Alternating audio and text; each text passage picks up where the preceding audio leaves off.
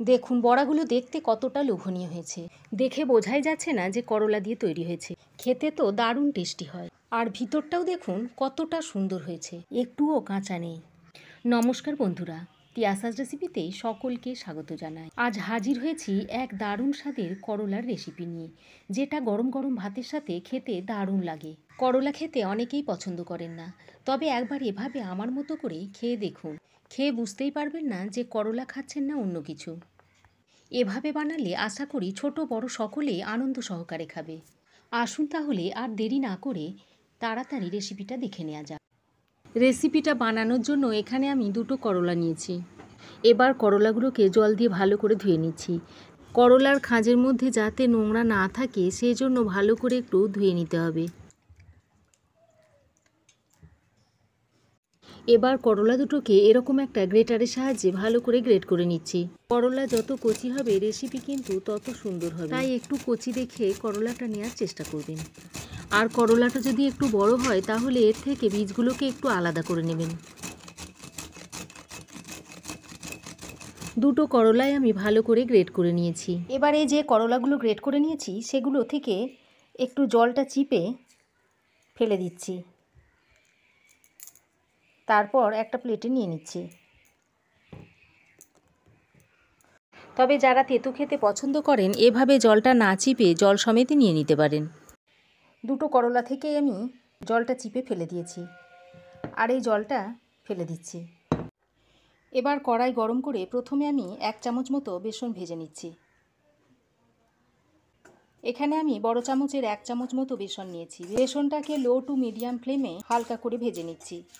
বেসনটা ভাজতে ভাজতে দেখুন বেসন থেকে সুন্দর গন্ধ ছাড়তে শুরু করেছে, আর বেসনের কালারটা একটু দেখুন চেঞ্জ হয়ে এসেছে।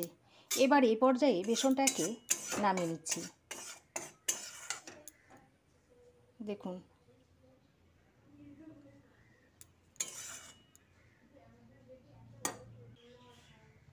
আবারও কড়াই গরম করে দিয়ে দিচ্ছি 1 চামচ সর্ষের তেল। গরম তেলে ফোড়নে দিয়ে দিচ্ছি 1 চামচ কালো জিরে।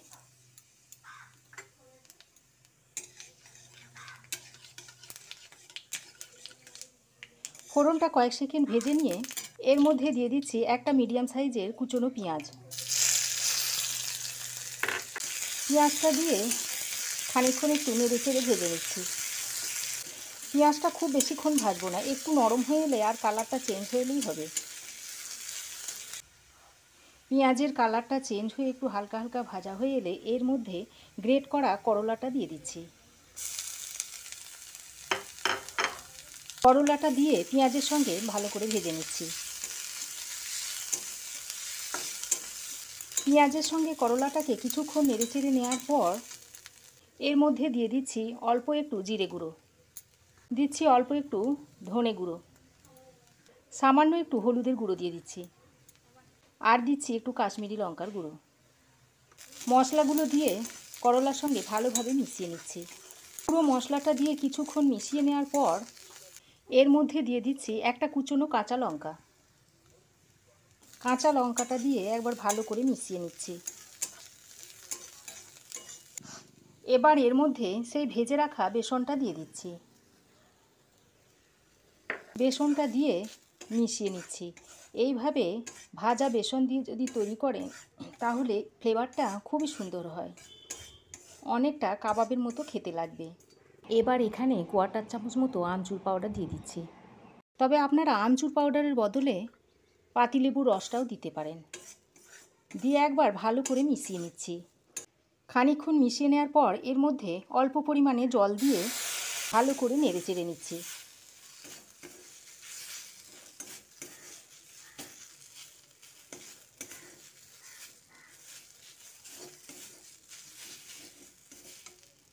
জল দিয়ে বেসনটা মেশানোর সময় গ্যাসের ফ্লেমটাকে একেবারে লোতে রাখতে হবে। তারপর এরকম একটা আঠালো ডোয়ের মতো তৈরি করে সব শেষে এর মধ্যে একটু ধনেপাতার গুঁড়ো ছড়িয়ে ভালো করে মিশিয়ে ডোটাকে নামিয়ে নিতে হবে। এবার গ্যাসের ফ্লেমটা বন্ধ করে নামিয়ে একটা প্লেটে তুলে নিচ্ছি।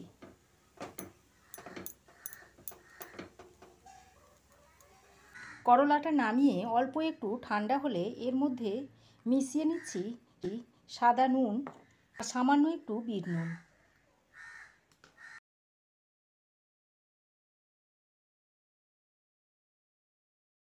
তারপর হাতে একটু তেল লাগিয়ে মধ্যে থেকে অল্প একটু নিয়ে এরকম ছোট ছোট চ্যাপ্টা আকারে এরকম বড়ার আকারে তৈরি করে নিচ্ছি।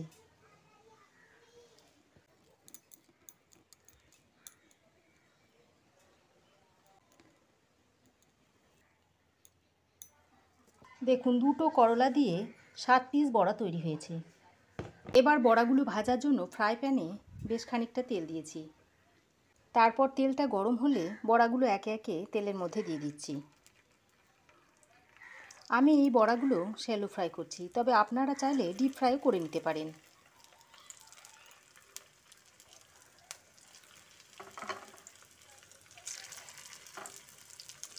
একসঙ্গে সব কটা বড়া দিয়ে দিলাম। প্রথমে তেলটাকে ভালো করে গরম করে গ্যাসের ফ্লেমটাকে লো টু মিডিয়ামে করে বড়াগুলোকে উল্টে পাল্টে ভালো করে ভেজে নিতে হবে। এক পিঠ হয়ে গেলে বড়াগুলো উল্টে দিচ্ছি।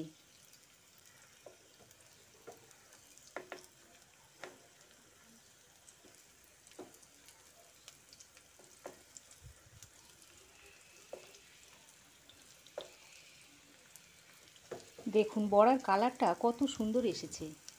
দেখুন বড়াগুলো এরকম লালচে করে ভেজে নিয়েছি। এবার তুলে নিচ্ছি। তুলে একটা পাত্রে রেখে দিচ্ছি।